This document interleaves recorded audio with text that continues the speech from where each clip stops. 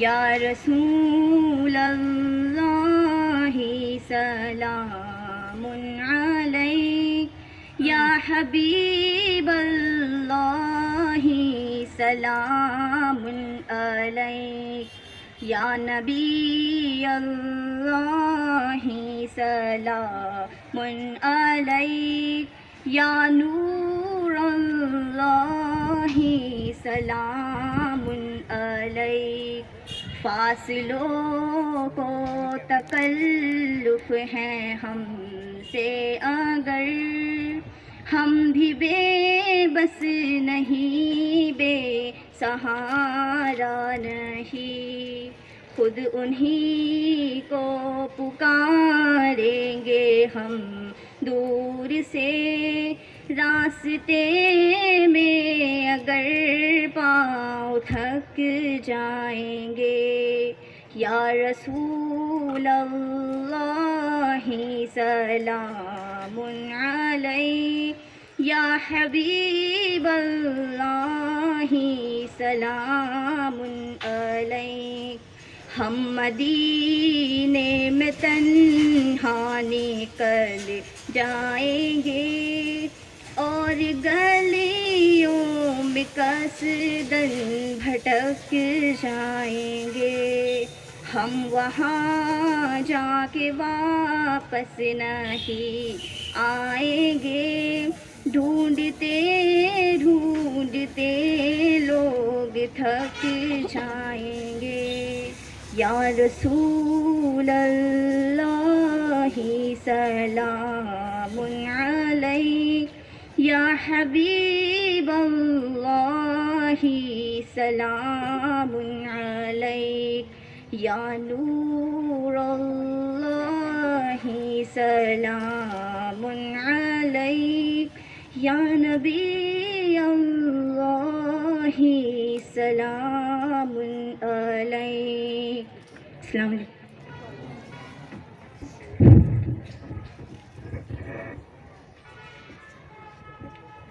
जैसे कि एक रिवायत रही है कि हर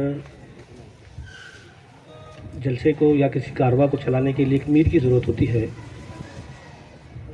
चूँकि प्रोग्राम शाहिद भाई को एक सा इल्म में नहीं था, जो भी रस्म और से जो गुजरना चाहिए था, हमको माजरत चाहेगी कि भाई वो कर नहीं पाए हम लोग। तो इस छोटी सी मजलिस के लिए जिस मकसद से आप यहाँ आए, तो मैं चाहूँगा कि इस प्रोग्राम की मसनद सदात आप कबूल करें, इस उम्मीद के साथ कि मेरा कोई साथी आए और उसकी तायीद करे। अभी अभी आली जनाब नूरुद्दीन सर साहब ने जिस नाम नामी इसमें गिरामी का नाम पेश किया है सदारत के लिए, मैं उसकी पुरजोश तायीद करता हूँ।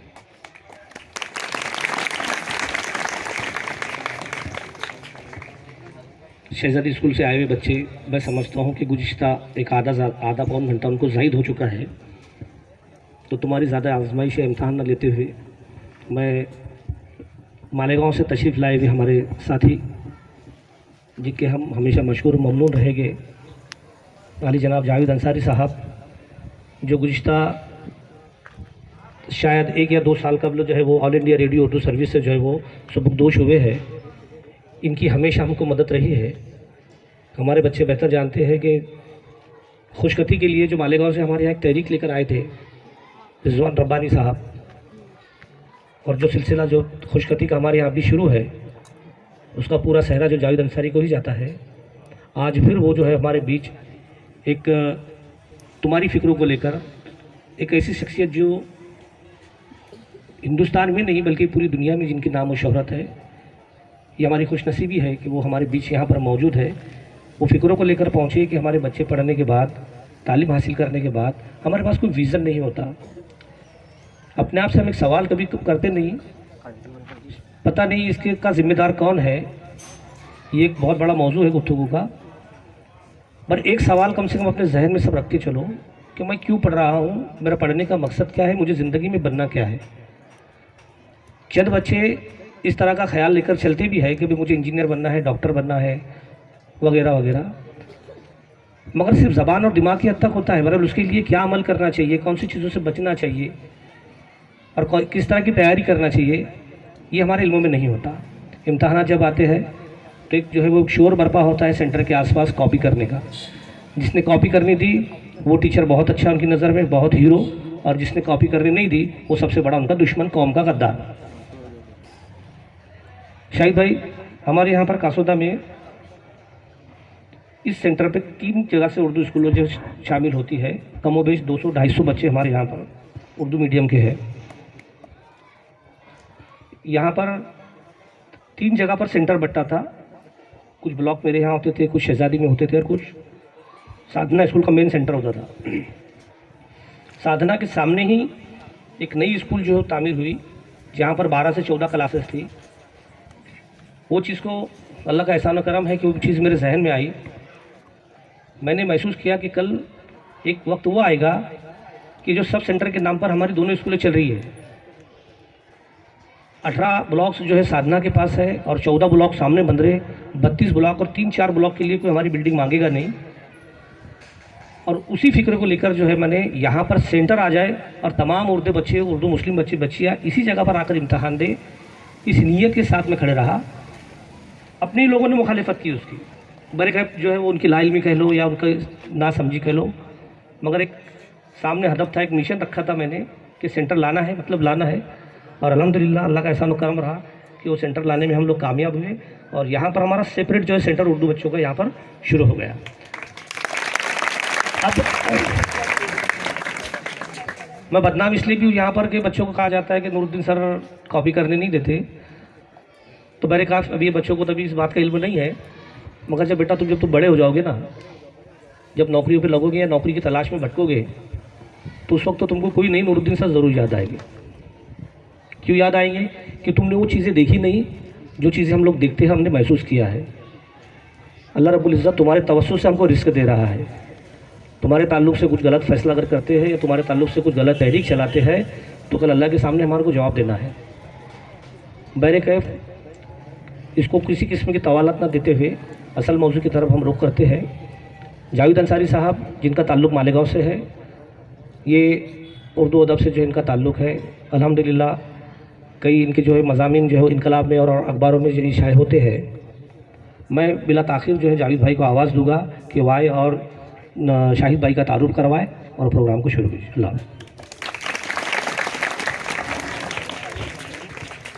जनाब सदर, हेड मास्टर साहब, मौज़ूदीन शहर, मोल्लमात, असातिज़ा इकराम, प्यारी बच्चियों, उसके बाद प्यारे बच्चों, दोनों प्यारे हैं, दोनों को मैं बहुत अजीज़ रखता हूँ। अस्सलाम वालेकुम।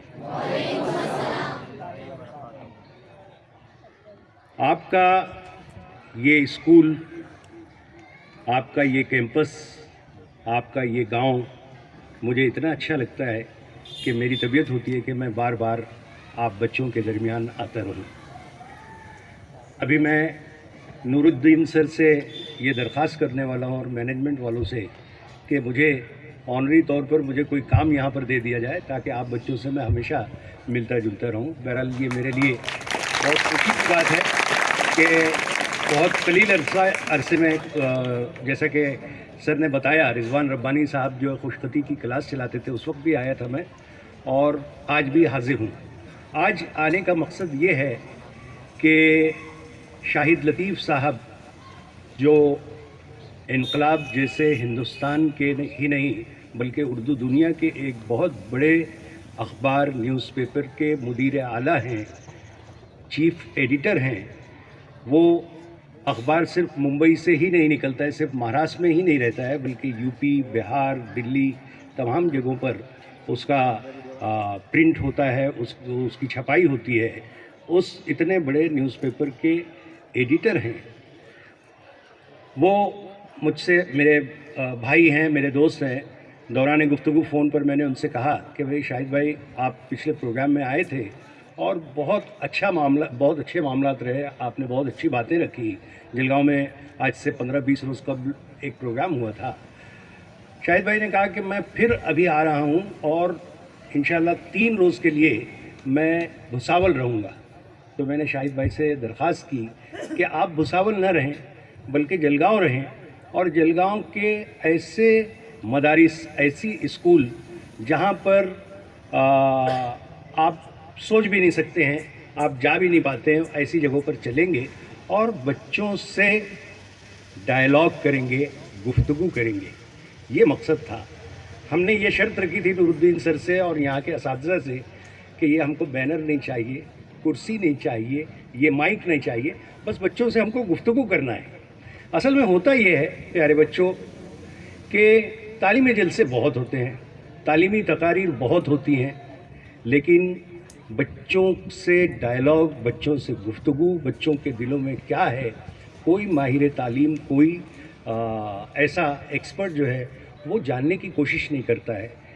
शाहिद लतीफ़ साहब जो हैं वो चूँकि सहाफ़ी भी हैं, शायर भी हैं, अदीब भी हैं और सबसे बड़ी बात ये कि वो एक माहिर तालीम है। तो मैंने कहा कि भाई आप आइए और स्कूल के बच्चों से हम डायलॉग करेंगे। तो यही डायलॉग का मकसद था जो आप लोगों को जमा किया गया, आप लोगों को तकलीफ़ दी गई। इंशाल्लाह अगर शाहिद लतीफ़ साहब गुफ्तगू करते हैं, कुछ आपसे सुनेंगे, कुछ आप उनकी सुनिए, तो इंशाल्लाह एक जहन बनेगा तालीम की जानिब और तालीम की अहमियत और तालीम को किस तरीके से हम देखते हैं, हमारा क्या रवैया है तालीम के ताल्लुक़ से, तो वो थोड़ा बहुत बदलेगा। जहाँ तक कि शाहिद लतीफ़ साहब के तारुफ़ की बात है तो मुझे मुश्ताक करीमी साहब याद आ रहा है, आज से तकरीबन 15 साल पहले मैंने शाहिद लतीफ़ साहब का तारुफ़ कुछ इस तरीके से करवाया था कि शहर भुसावल किस चीज़ के लिए मशहूर है। अब ये गुफ्तगू हो रही है तो मैं आपसे सवाल कर रहा हूँ, शहर भुसावल किस चीज़ के लिए मशहूर है? रेलवे जंक्शन के लिए, है ना। शहर भुसावल मशहूर है दीपनगर के लिए, शहर भुसावल मशहूर है ऑर्डिनेंस फैक्ट्री के लिए, लेकिन शहर भुसावल इसलिए भी मशहूर है कि भुसावल से आली जनाब शाहिद लतीफ़ साहब का ताल्लुक़ है। शाहिद लतीफ़ साहब पिछले 20 साल से इनकलाब जैसे बड़े अखबार की अदारत कर रहे हैं, उसके मुदीर हैं, उसके एडिटर हैं। 20 साल उर्दू अखबार या किसी अखबार का एडिटर रहना, मैं समझता हूँ अपने आप में एक रिकॉर्ड है।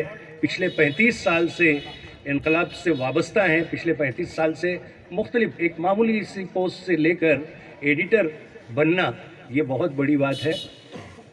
एडिटर जो है वो उसका काम है कि भाई अखबार अच्छी तरीके से चलाए, लेकिन शाहिद भाई अखबार तो बहुत अच्छी तरीके से चलाते हैं, लेकिन उसके साथ साथ उन्होंने अखबार के साथ बहुत सारे लोगों को जोड़ कर रखा है, राब्ते में रखा है। अखबार के ताल्लुक़ से सबसे अच्छा राब्ता अगर किसी चीज़ का है तो वो तालीम का है, तलबा का है। ये एक कामयाब तजुर्बा है शाहिद भाई को जिसके लिए उनको मुबारकबाद देनी चाहिए। इनकलाब को तालीम से जोड़ कर रखा है और हफ्ते में एक बहुत खूबसूरत, हो सकता है आपके पास PDF की शक्ल में या हार्ड कॉपी आती होगी, तालीम इनकलाब, वो देखने से ताल्लुक़ रखता है। अगर नहीं आती है तो अज़्म कीजिए कि हर हफ्ता नहीं इनकलाब पढ़ते हैं, नहीं कोई दूसरा पेपर पढ़ते हैं, तो तालीम इनकलाब ज़रूर पढ़िए, उससे भी आपके अंदर बहुत सारी तब्दीली आएगी। शाहिद भाई एक बहुत दर्दमंद इंसान है। हमारी दावत पर उन्होंने फ़ौरन लब्बैक कहा और कासोदा जैसे शहर में ये दूसरी मरतबा उनकी आमद है आए। मैं ज़्यादा हायल नहीं होना चाहता, बहुत सारी बातें करनी थी, क्योंकि नूरुद्दीन सर ने नकल नवीसी कॉपी की जो बात की, तो प्यारे बच्चों एक बात याद रखना कभी भी कि ज़िंदगी में आगे जो है आपको नकल कभी काम नहीं आएगी, कभी काम नहीं आएगी। मैं यहाँ मिसाल देता हूँ सबसे पहले सदर मोहतरम की। अगर ये नकल नवीसी करते तो आप बताइए कि ये इनकलाब के इतनी बड़ी प्रेस्टिजियस पोस्ट पर रहते क्या? अगर नूरुद्दीन सर खूब नकल करते तो क्या हेडमास्टर रहते और आप लोगों को वो करते क्या? यहाँ मुश्ताक करीमी साहब बैठे हुए हैं, यहाँ जाकिर साहब बैठे हुए हैं, ये सब बहुत आला क्वालिटी के लोग हैं और बगैर नकल के इन्होंने अपना मकाम पैदा किया है। शाहिद लतीफ़ साहब की जहाँ बात चल रही है तारुफ की बात, तो मैं एक बात कहूँगा कि शाहिद लतीफ़ की कामयाबी जो है एक कामयाब एडिटर, एक कामयाब इंसान के पीछे उनकी मेहनत और ईमानदारी जो है, ये शाहिद लतीफ़ बनाया है उन्होंने। और हमें फ़ख्र है कि खानदेश के एक छोटे से देहात का, अभी तो कासोदा बहुत बड़ा हो गया है, भुसावल पहले जब शाहिद लतीफ़ का बचपन था, इससे मैं समझता हूँ कि 20-25% रहा होगा। उस जगह से उठकर इनकलाब जैसे बड़े दफ्तर में जाना और एडिटर बनना, ये हमारे लिए बहुत फ़ख्र की बात है। और मेरी दुआ है कि मेरी बच्चियाँ और बच्चे जो आज कासोदा जैसे छोटे से शहर में हैं, कल न सिर्फ मुंबई बल्कि दुनिया में जाकर अपना नाम कमाएं। ये इन्हीं दुआओं के साथ और तारुफ के साथ मैं अपनी बात खत्म करता हूँ। अस्सलाम वालेकुम।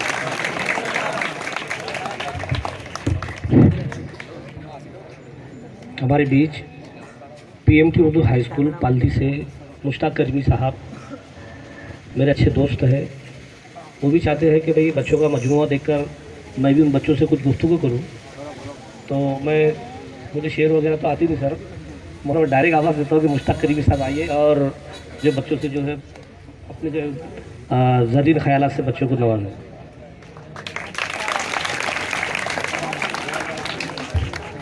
शुरू अल्लाह के नाम से जो बड़ा ही मेहरबान और रहम फरमाने वाला है, जिसके कब्ज़े कुदरत में हम सब की जान और माल है। आज की इस तकरीब में मौजूद स्कूल इंतज़ामिया के तमाम अरकान और हमारी इस बहुत ही मारूफ स्कूल के सदर मुदर्रिस आली जनाब नूरुद्दीन सर, जो कि मैं समझता हूँ सिर्फ कासुदा ही नहीं बल्कि पूरे जलगांव ज़िले में अपनी एक अलग शनाख्त रखते हैं, अपना एक अलग मकाम रखते हैं। मैं दरअसल पालदी में हूँ और पालदी में बस मेरे भी अब कुछ 5-6 महीने हैं, उसके बाद रिटायर हो जाऊँगा। लेकिन जब भी कहीं मुझे मौका मिलता है कि जलगांव में कहीं शाहिद लतीफ़ साहब आए हैं, तो मेरी ये चाहत होती है, मेरी ये ख्वाहिश होती है कि मैं जाऊँ, जाकर उनको सुनूं, उनकी बातों को महसूस करूं और उनकी बातों को महसूस करते हुए उससे कोई अपना एक नतीजा निकालूं और उस नतीजे को अपने अंदर जज्ब करने की कोशिश करूं। और इससे मुझे काफ़ी फ़ायदा मिलता है, क्योंकि शाहिद साहब के बारे में जावेद भाई तो बहुत कुछ बोल चुके हैं, लेकिन हमारा जो खानदेश है, तो हमारे खानदेश को ख़ास तौर पर एक इलाके में जो कि शुमाल का इलाका है, जिसको हम दहली वगैरह कहते हैं, लखनऊ कहते हैं, तो वहाँ पर ये एक खाम ख्याली उन लोगों की है कि उर्दू जो है वो उन लोगों के घर की बांदी है और उर्दू वही जानते हैं, शायरी वही जानते हैं, अफसाना वही जानते हैं। लेकिन शाहिद साहब ने अपने कलम से, शाहिद साहब ने अपनी सोच से और शाहिद साहब ने इनकलाब के प्लेटफॉर्म से एक बात तो ये साबित कर दिया है कि उर्दू अगर कहीं कोई फल फूल रही है तो वो महाराष्ट्र में फल फूल रही है और वो महाराष्ट्र में तरक्की कर रही है। मैं जब भी आपका कॉलम पढ़ता हूँ, जो कि हर शनिचर को आता है, मुझे उसका बहुत बेचैनी से इंतज़ार रहता, और कभी शनिचर को नहीं पढ़ पाया तो इतवार का दिन मेरा बिल्कुल तय है कि मैं कॉलम को पढ़ता हूँ। जब मैं उस कॉलम को पढ़ता हूँ, नुक्ता नज़र को, तो मैं हैरत में पड़ जाता हूँ कि इस कॉलम को लिखने के लिए शाहिद साहब ने खुद कितना पढ़ा। लिखा यूं ही नहीं जाता है भाई।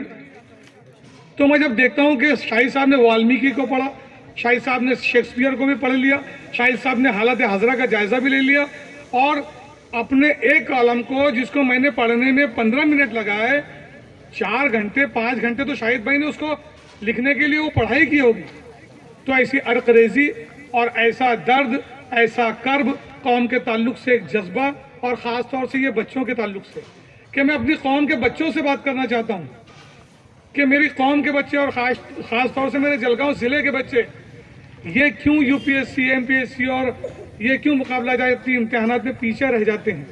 मुझे बहुत खुशी हुई कि नूरुद्दीन सर ने शहजादी के बच्चे भी यहाँ पर हैं, बुलाया है, और ये बहुत बड़ी बात है कि आपकी स्कूल में प्रोग्राम है और शहजादी की, मेरी शहजादी बेटियाँ भी यहाँ आई है ना, ये बहुत बड़ी बात है। मगर मुझे असलम सर नज़र नहीं आ रहे।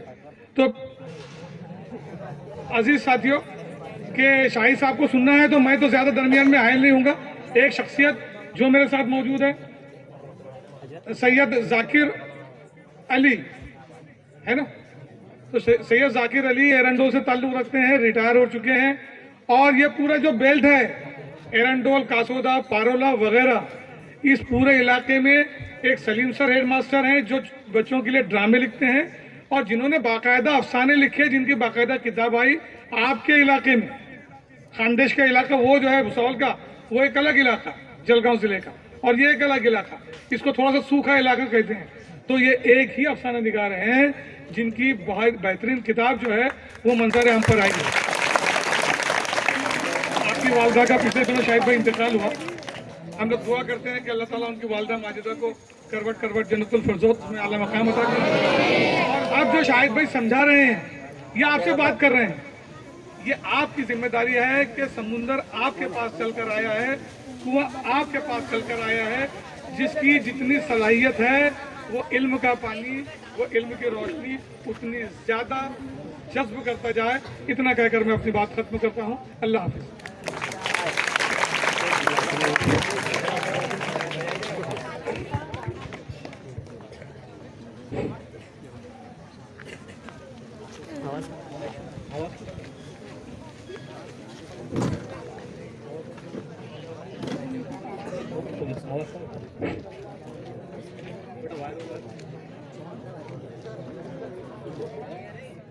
लगा रहा हूँ मुल्ला जी को।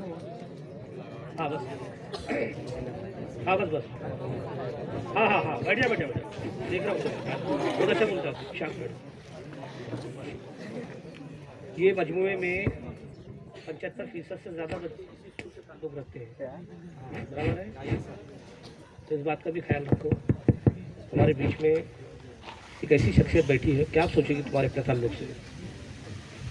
बड़ी खैर हो गया। और सबसे कबल एक चीज़ अपने जहन में रखो कि आज की जो जनरेशन है, यानी आप लोगों को इस तरह के प्रोग्राम नहीं खुश्क और ड्राई लगते हैं।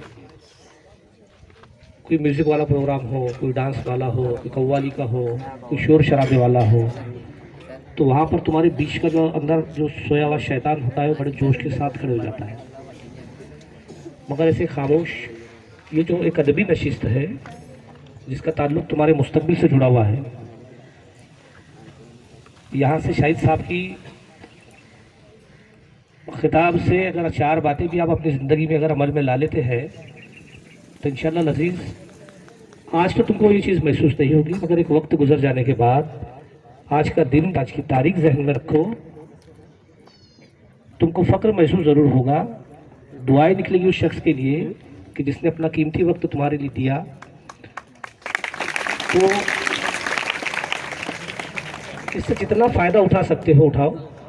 अगर बातचीत करना तेरे लिए ज़रूरी है दोनों के लिए, तो तुम दोनों घर को चल जाओ। जहाँ बैठना तो अदब से बैठ, ठीक है? अब बोलने की नौबत नहीं आना चाहिए। मेरे खैर शाहिद भाई, बिला ताखिर मैं आपके स्कूल में हमारे बच्चों की जानिब से शहर की तारीफ से आपका इस्तकबाल करता हूँ। आइए और बच्चों से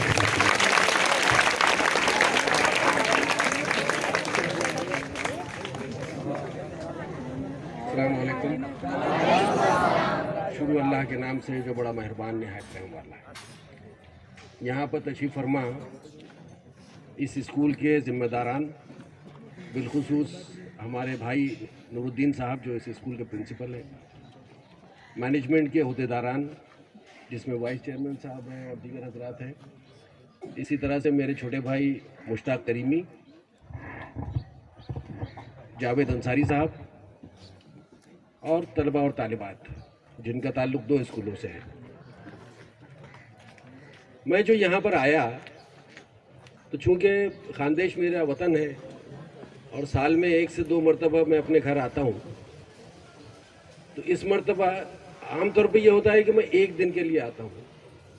सवेरे भुसावल पहुँचा, अपने रिश्तेदारों से मुलाकात की और रात में मैं वापस चला जाता हूँ। ये बरसों से मेरा मामूल है, इसलिए कि मुझे इतना वक्त नहीं मिलता कि मैं यहाँ पर आकर 2-4 दिन गुजार सकूँ। ये बहुत अरसे के बाद, एक तवील मुद्दत के बाद ये पहला मौका था जब मुझे कुछ ज़ाती कामों की वजह से 3 दिन मिल रहे थे कि मैं 3 दिन जलगांव या भुसावल में क़याम कर सकूं। तो उसमें जो है वो मैंने ये सोचा कि 3 दिन मेरे लिए बहुत होते हैं, मैं किसी भी शहर में 3 दिन नहीं रुक पाता हूँ, तो ये 3 दिन बहुत होते हैं। तो क्या ये तीनों दिन मैं मसरूफ़ रहूँगा या मैं कुछ वक्त फारिग भी कर सकता हूँ, निकाल भी सकता हूँ। तो जब मैंने सब चीज़ों का जायज़ा लिया तो मुझे ऐसा महसूस हुआ कि अपने रिश्तेदारों से मुलाकातें, कुछ घर के काम, उसके अलावा दफ्तर का काम जो मैं बाहर रहने के बावजूद करता हूँ, उसके बाद जो है वो 3 से 4 घंटे मेरे पास ऐसे हैं जो मैं निकाल सकता हूँ किसी दूसरे काम के लिए। तो मैंने जो है वो हमारे जावेद अंसारी साहब से गुफ्तगू की कि भाई आप खानदेश के इलाके में बहुत कुछ जानते हैं, बहुत सारे लोगों से आपके ताल्लुकात हैं, बहुत सारे स्कूलों से आपके ताल्लुकात हैं, मैं जो है वो ये 3-4 घंटे कौम के लिए निकाल सकता हूँ। तो उन्होंने बड़ी खुशी का इजहार किया और उन्होंने कहा कि नहीं, मैं चाहूँगा कि आप जो है वो स्कूलों में चलें और हमारे तलबा से बातचीत करें। चुनांचे मुख्तलिफ स्कूलों के इन्होंने प्रोग्राम बनाए हैं, कल कुछ हुआ, आज कुछ हो रहा है और कल कुछ होगा, इस तरह से। अब आपके जहन में सवाल ये पैदा हो रहा है कि एक एडिटर जिसका काम अखबार निकालना होता है, जो मीडिया में रहता है, बहुत सारी खबरें देखता है, वो स्टेट की खबरें भी होती है, नेशनल खबरें भी होती है, इंटरनेशनल खबरें भी होती हैं, उसके अलावा बहुत सारे मज़ामीन लिखवाना उसका काम होता है, जो मज़ामीन आते हैं उनको चेक करना उसका काम होता है, अखबार कैसे बन रहा है उसको देखना उसकी जिम्मेदारी है। तो ये सब करने वाले शख्स को क्या ज़रूरत है कि वो किसी स्कूल में जाए या तलबा से बातचीत करे। देखिए, अखबार का एडिटर का तलबा से ताल्लुक़ ही नहीं आता अगर ऐसे देखा जाए तो। लेकिन चूंकि अखबार जो है वो उर्दू पढ़ने वालों की खिदमत करता है, तो उसकी जिम्मेदारी है कि उर्दू पढ़ने वालों के मसाइल को भी जाने। और जब हम उर्दू पढ़ने वालों के मसाइल का जायज़ा लेते हैं तो पता चलता है कि हमारी कौम का सबसे बड़ा मसला जो है वो तालीम में पीछे होना है। अब तालीम में पीछे होना भी एक अलग बहस का मौजू है, इसलिए कि बहुत सारे हज़ारों तलबा जो है वो किसी भी स्कूल में मौजूद है, सैकड़ों तलबा मौजूद है और जगह जगह स्कूल कायम है, छोटे छोटे देहात में स्कूल है, उसके बावजूद तालीमी पसमानदगी है, तालीम में पीछे क्यों? तो ये एक तवील बहस है जिसके लिए एक अलग लेक्चर दरकार होगा। लेकिन आप जानते हैं कि तालीम हम हासिल कर रहे हैं, लेकिन तालीम हासिल करने वाले तलबा या तो 10वीं के बाद छोड़ देते हैं या 12वीं के बाद छोड़ देते हैं, या अगर उन्होंने आला तालीम हासिल करने का इरादा भी किया तो वहाँ जाकर भी वो कोई बहुत इफ़ेक्टिव नहीं बन पाते। सारा मसला, ये मसले की जड़ ये है। तो हमने अखबार में रहते हुए ये महसूस किया कि हमारी कौम को कुछ ऐसी बातें बताने की ज़रूरत है जिसके ज़रिए वो जो तालीम हासिल कर रहे हैं वो ज़्यादा से ज़्यादा इफ़ेक्टिव हो सके। इसलिए जो है वो हमने बहुत सारे जो प्रोग्राम बनाए, उसमें से एक है हमारा हफ्त रोज़ा जो जुमे को निकलता है, तालीमी इनकलाब। मैं उसकी पब्लिसिटी के लिए हरगिज़ यहाँ पर नहीं आया हूँ, इसलिए कि उसको पब्लिसिटी की ज़रूरत नहीं है। लेकिन उस मिशन को जारी किए हुए अब 6 साल हो गए। 6 साल में तकरीबन रोज़ाना बहुत सारे स्कूलों के तलबा हमसे रब्ता करते हैं और व्हाट्सएप पर एक तरह से उनसे गुफ्तगू होती है। किसी तालिब इल्म का कोई मसला है, किसी तालिब इल्म का कोई अचीवमेंट है, कोई तालिब इल्म को अच्छी बात बताना चाहता है, कोई तालिब इल्म जो है वो अपने दिल की बात बताना चाहता है जो अपने पेरेंट्स को भी नहीं बता सकता, इस तरह से। तो ये सब मुसलसल 6 साल से, अब 6 साल यानी, और रोज़ाना पैगामात आते हैं तलबा के और रोज़ाना हम उनसे बातचीत करते हैं। तो समझ लीजिए कि 6 साल और 365 दिन आप उसको ज़र्ब करके देख लीजिए, जितने दिन आएंगे उतने दिन हमारा राब्ता, बहुत गहरा राब्ता तलबा से है। तो अच्छा लगता है उनकी बातें सुनकर, और मतलब वो क्या करना चाहते हैं, उनके एम्बिशंस क्या है, उनकी आरज़ुएं क्या है, उनकी उम्मीदें क्या है, ये जानकर बहुत अच्छा लगता है। और इसीलिए जो है वो ये ख्वाहिश होती है कि भाई उनके करीब जाया जाए, उनको अपने करीब बिठाकर उनसे बातचीत करें। तो इसके लिए हमने दफ्तर में एक नज़्म कायम किया था कि किसी भी स्कूल से हम जो है वो राब्ता करते और कहते कि भाई आपके स्कूल के बच्चों को हम अपने दफ्तर में बुलाएं, उसको हम कहते हैं तालीमी मुलाकात। तो ये तालीमी मुलाकात पिछले 6 साल से जारी है और महीने में 1 बार या 2 बार हम किसी स्कूल के तलबा को अपने दफ्तर में बुलाते हैं और उनसे तकरीबन 2-2.5 घंटे तक गुफ्तगू करते हैं कि वो क्या चाहते हैं, उनके मसाइल क्या हैं, कहाँ पर उनको कमी हो रही है। ये सिलसिला जो है वो चल रहा है। उसकी वजह से भी बच्चों से हम बहुत ज़्यादा करीब हुए हैं। तो जिन बच्चों को हम अपने दफ्तर बुला सकते हैं या जिनके स्कूल में हम जाकर बातचीत कर सकते हैं, हमारी टीम जाकर बातचीत कर सकती है, वो काम तो अल्हम्दुलिल्लाह हो रहा है, लेकिन वो ज़्यादातर बम्बई और उसके आसपास या बम्बई के करीब शहरों के तलबा को हम जोड़ पा रहे हैं। जो दूर दराज के लोग, या जैसे कि मैं पिछली मरतबा जब भुसावल आया था तो एक बुज़ुर्ग मुझसे मिले, और बुज़ुर्ग से मुराद ये कि जो काफ़ी सीनियर आदमी है, उन्होंने मुझसे कहा कि भाई मैं आपकी सरगर्मियों को पढ़ता रहता हूँ, आप इतने स्कूलों से रब्ता करते हैं, इतने तलबा से बातचीत करते हैं, लेकिन वही कि वो सब बम्बई और आसपास के इलाके हैं, वहाँ के स्कूल से बातचीत हो रही है, आप जो है वो खानदेश के लिए कुछ नहीं करते। तो मुझे महसूस हुआ कि हाँ ये बात तो सही है, खानदेश के लिए हम नहीं कर पाते। तो ये जो 3 दिन मिल रहे थे, इसमें जो है वो खानदेश के स्कूलों का प्रोग्राम बनाया गया, और ये जो है ये मेरे दफ्तर का वक्त नहीं, ये मेरा ज़ाती वक्त है, मेरे रिश्तेदारों का, मेरे अजीज़ों का वक्त है, जो मैं आपकी नज़र कर रहा हूँ। तो ये वजह है असल में आज आने की। और जब भी हम तलबा से बातचीत करते हैं तो हमारी कोशिश ये होती है कि एक साइड से बात ना हो। आमतौर पे क्या होता है कि तलबा को हाथ जोड़कर, हाथ बांधकर बहुत ही अदब के साथ में तकरीरें सुननी पड़ती। हम तकरीरों के कायल नहीं, हम चाहते हैं कि तलबा से बातचीत हो, 2 वे ट्रैफिक हो, वो भी कुछ कहें और हम भी कुछ कहें। तो आज जो है वो इतने सारे तलबा है कि उनसे 1 to 1 गुफ्तगू नहीं हो सकती, इसलिए मैं चाहूँगा कि मैं अपनी गुफ्तगू का आगाज़ करने से पहले आप में से 5 सवालात में लेना चाहूँ कि आप 5 सवाल कि आप मुझसे अपनी तकरीर में सुनना क्या चाहते हैं, आप मुझसे किस तरह के जवाब हासिल करना चाहते हैं। तो एक सैंपल के तौर पे यहाँ पे कम से कम 300 तलबा होंगे, 300 सवालात की गुंजाइश तो नहीं हो सकती, लेकिन ये कि आप, मैं चाहूँगा कि 5 सवालात जो है वो आपकी तरफ से आए। अब 5 में से गर्ल स्टूडेंट्स की तादाद भी उतनी है जितने बॉयज़ स्टूडेंट्स की है, तो 2.5 सवाल तो नहीं हो सकता, इसलिए मैं चाहूँगा कि 2 और 3 सवाल, अगर 3 सवाल यहाँ से आते हैं तो हम 2 सवाल वहाँ से लेंगे, और 3 सवाल वहाँ से आते हैं तो 2 सवाल यहाँ से लेंगे। सवाल आप क्या करना, मुझसे क्या सुनना चाहते हैं ये बताओ। हाँ, वेरी गुड। आला तालीम हासिल करने में वालिदैन का भुगतान पाया जाता है। हाँ, आ रही है। आला तालीम हासिल करने के लिए वालिदैन का फुकदान यानी उनकी दिलचस्पी कम दिखाई देती है। वालिदैन की जिम्मेदारी किस तरह वालिदैन में जिम्मेदारी किस तरह पैदा हो कि अपने बच्चों को आला तालीम हासिल कराए। वालिदैन की जिम्मेदारी किस तरह पैदा हो कि अपने बच्चों को आला तालीम हासिल करवाएं। ये इस बच्ची का सवाल है। नाम क्या है बेटा आपका? मिसबा फातिमा। फातिमा। मिसबा फातिमा। मिसबा फातिमा। स्कूल शहजादी। हाजी नबी। अच्छा, इसी स्कूल की तालिबा।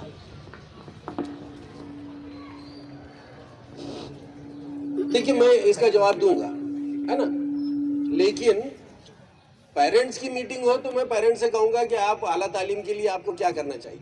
स्टूडेंट्स की चूंकि मीटिंग है, स्टूडेंट्स का जलसा है, इसलिए मैं इस सवाल को थोड़ा सा पलट कर ये बताना चाहूँगा कि अपने माँ बाप को, अपने वालिदैन को आला तालीम की रग़बत दिलाने के लिए, उनको कन्विंस करने के लिए आपको क्या करना है ना, because this is student centric, यानी ये यहाँ पे सब स्टूडेंट्स बैठे हुए, तो आप अपनी बात कीजिए, अपने वालिदैन की बात अभी मत कीजिए। आपके वालिदैन, ये इस इलाके का हो सकता है और बहुत सारे इलाकों का ये मसला है कि पेरेंट्स इतनी ज़्यादा दिलचस्पी नहीं लेते, है ना, यही बात है। तो इसका जवाब हम पेरेंट्स मीटिंग में देंगे, ज़रूर देंगे, लेकिन पेरेंट्स को कन्विंस करने के लिए, पेरेंट्स को समझाने के लिए आप क्या कर सकते हैं वो मैं ज़रूर बताऊँ, है ना। चलिए दूसरा सवाल। हाँ बोल बेटा, खड़े रहे।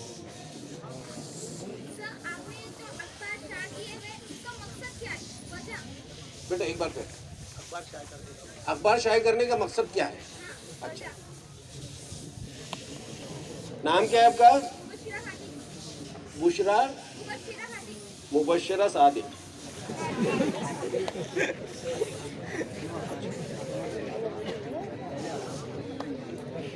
इसमें हंसने की क्या बात है? हंसने की बात ही नहीं थी इसमें। हाँ बैठिए बेटा। तीसरा सवाल वॉइस में से।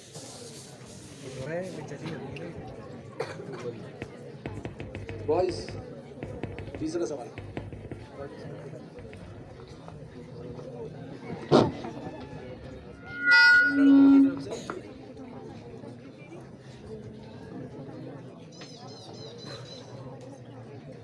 लड़कों की तरफ से कोई एक सवाल पूछने में कोई डरना नहीं चाहिए। पढ़ाई को दिलचस्प कैसे क्यों करें? Very good. पढ़ाई को दिलचस्प कैसे बनाया जाए? हाँ, क्या नाम है बेटा आपका? आदिल आदिल आदिल अली। जी, और कोई सवाल वॉइस में से?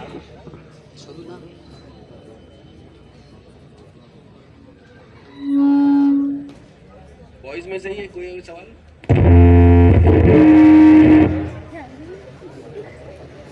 हाँ जी।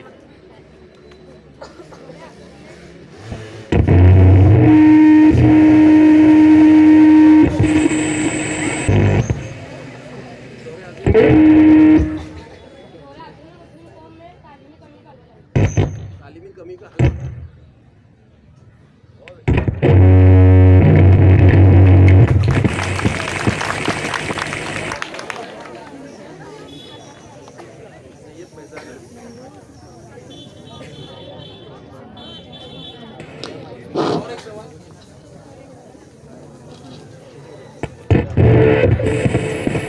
Very good. अगर हमको आपकी तरह कामयाब बनना है तो हमें क्या करना होगा? अगर हमको आपकी तरह कामयाब बनना है तो हमको क्या करना हमको आपकी तरह कामयाब बनना है तो क्या करना है? ठीक है, नाम क्या है? होगा? मोहम्मद सुफियान मोहम्मद सुफियान। खान। एक लड़की खड़ रही थी पीछे, आप पूछ बेटा सवाल। हमारी मुस्लिम कौम में कुछ लोग ऐसे हैं जो कहते हैं कि हम मुसलमान कितनी भी पढ़ाई कर ले उन्हें नौकरी नहीं मिलती। बहुत अच्छे। तो उनकी ये सोच सही है या गलत, इसके बारे में आपकी राय? नाम?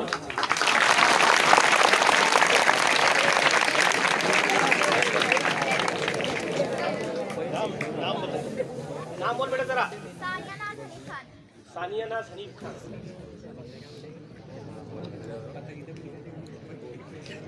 माशाल्लाह। देखिए 5 सवालात, मैंने सिर्फ सवालात की, आपसे कोई बात ही नहीं की, लेकिन 5 सवालात ने महफिल को कितना गरमा दिया।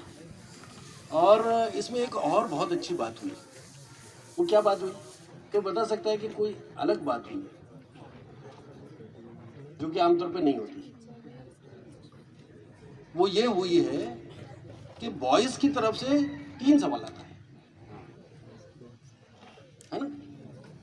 हमारा तजर्बा ये है, चाहे बम्बई का हो, कल्याण का हो, इगतपुरी का हो, मालेगांव का हो, भिवंडी का हो, पुणे का हो, शोलापुर का हो, ये हमारा तजर्बा है। और इस एतबार से आपका कासोदा जो है वो मैं समझता हूँ दूसरे मकामात से आगे है कि यहाँ पर बॉयज ने सवाल, हालांकि सर ने इजाज़त दी तो छठा सवाल वहाँ से ले लिया गया, वो अलग बात। लेकिन फर्स्ट राउंड में जो 5 सवालात की मैंने बात की थी, पहला सवाल वहाँ से आया, दूसरा भी वहाँ से आया, फिर यहाँ से मुसलसल तीसरा, चौथा, 5वां। तो ये बहुत बड़ी बात है। आपको अपने लिए ताली बजाना चाहिए कि यस बॉयज भी कुछ है, जो कि आमतौर पर नहीं होता है। हम जो तलबा के साथ में मीटिंग करते हैं अपने दफ्तर में, उसमें देखते हैं कि जब बॉयज़ की बात आती है तो सब नीचे दिखने लगते हैं या फिर आपस में खुसुर फुसुर करने लगते हैं, तू बोल इस तरह। तो ये बहुत बड़ी बात है, मुझे अच्छा लगा। और इसी पॉजिटिव नोट के साथ, इस अच्छी खबर के साथ मैं इन सवालों के जवाबात की तरफ आता हूँ। बहुत मुख्तसर इनका जवाब देता हूँ, फिर उसके बाद में मैं अपनी तरफ से जो कहना चाहता था वो मैं आपसे कहूँगा। सिर्फ नूरुद्दीन सर से मैं इजाज़त ले लूँ कि मुझे कितनी देर तक माइक पे रहना है। देखिए पहला सवाल है हाउ टू कन्विंस, अपने वालिदैन को जो है वो किस तरह से आप आला तालीम के लिए रजामंद करें, है ना? तो देखिए आला तालीम के लिए रजामंद करने का सबसे पहला जो कदम आपको उठाना है वो ये है कि अपनी प्रोग्रेस रिपोर्ट को बहुत अच्छा करें, बहुत अच्छा करें,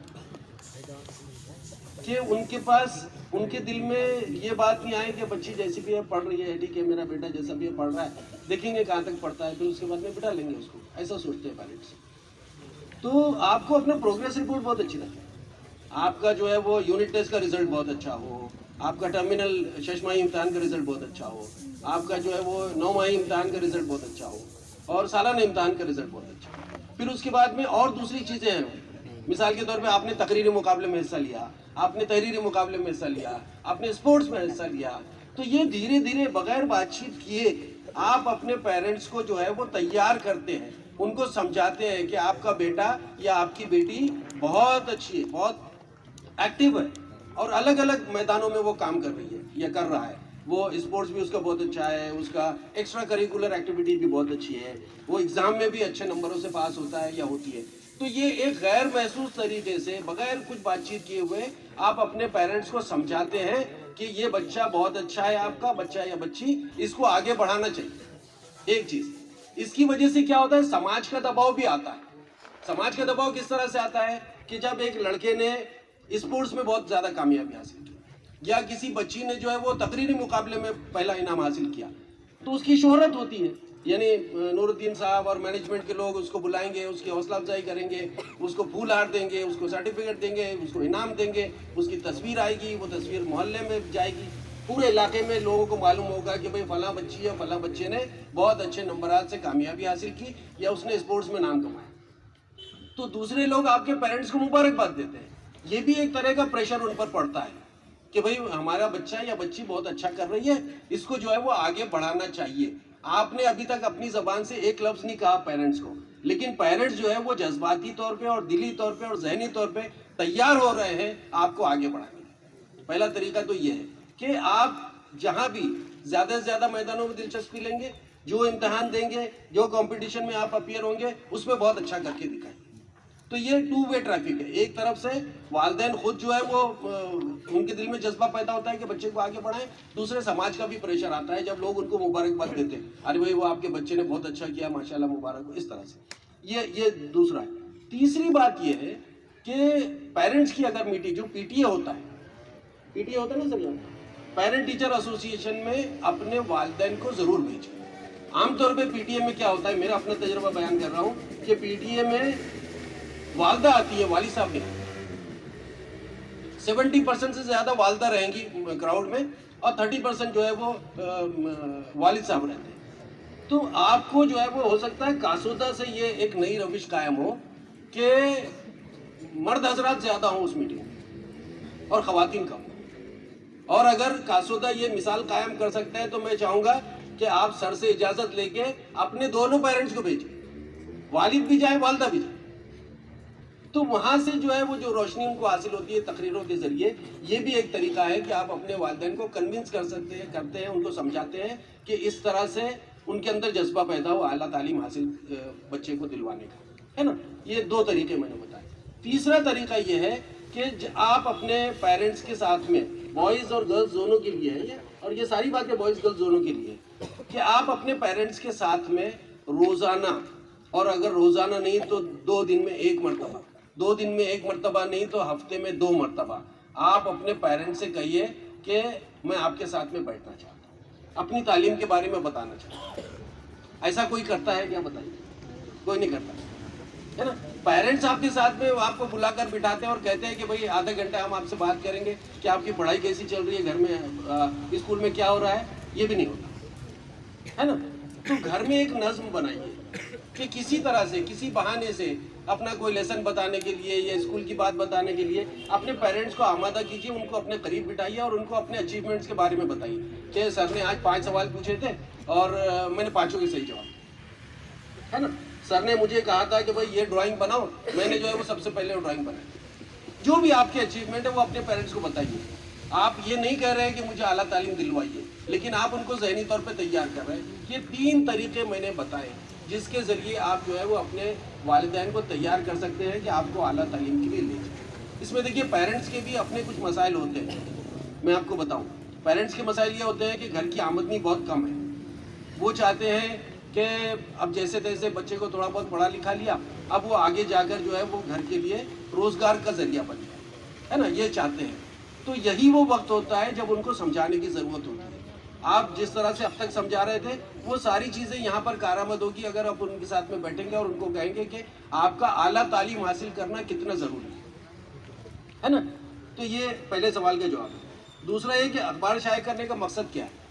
ये सवाल हरचंद के आपकी एजुकेशनल लाइफ से डायरेक्टली रिलेटेड नहीं है, लेकिन मैं इसका जवाब देना चाहूँगा और इसको रिलेट करना चाहूँगा तालीम से कि अखबार शाये करने का मकसद जो था, हमारा अखबार शुरू हुआ था 1938 में, जिसको अब 84 साल पूरे हो चुके हैं। और जो हमारे अखबार के बानी थे, यानी जिन्होंने अखबार जारी किया, शुरू किया, उन्होंने वो फ्रीडम फाइटर थे, यानी मुजाहिद आज़ादी थे। तो वो देखते थे कि आज़ादी के ताल्लुक से बहुत सारी खबरें ऐसी होती हैं या बहुत सारे मज़ामीन हमारे बड़े यानी महात्मा गांधी के, पंडित नेहरू के और वल्लभ भाई पटेल के, ये सारे उनके ख्यालात और उनकी तकरीरें ये आम लोगों तक नहीं पहुँचती। तो उन्होंने सोचा कि मैं अखबार जारी करूँगा। उस वक्त जो है वो सोशल मीडिया नहीं था, उस वक्त इंटरनेट नहीं था, उस वक्त टेलीविज़न नहीं था, उस वक्त जो है वो सिर्फ रेडियो था और अखबारात थे। और रेडियो भी जो है वो थोड़ी देर के लिए चलता था, बाकी सारी इन्फॉर्मेशन जो है वो पास ऑन होती थी सिर्फ अखबारात के ज़रिए।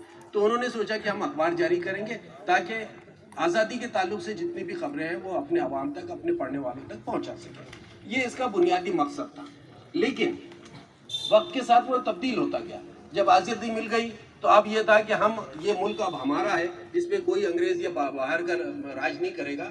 चुनांचे ये हुआ कि भाई हम आज़ाद हिंदुस्तान को किस तरह से बेहतर बना सकते हैं, वो एक मिशन शुरू हुआ।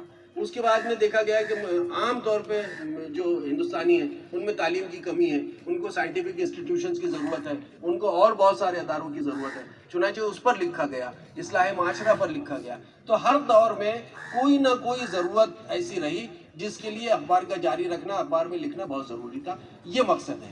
और चूँकि अखबार ने तालीम के फ़रोग़ के लिए बहुत काम किया है, इसलिए जो है वो हमारी बच्ची ने बहुत सही सवाल किया कि इसका मकसद क्या है। तो आज के दौर में इसका मकसद ये है कि हमारी कौम में तालीम को आम करना, पहला। दूसरा, तालीम को फ़ायदेमंद बनाना, है ना। जिस घर का बच्चा पढ़ रहा है उस घर के लिए फ़ायदेमंद, और जिस कौम का बच्चा पढ़ रहा है उस कौम के लिए फ़ायदेमंद।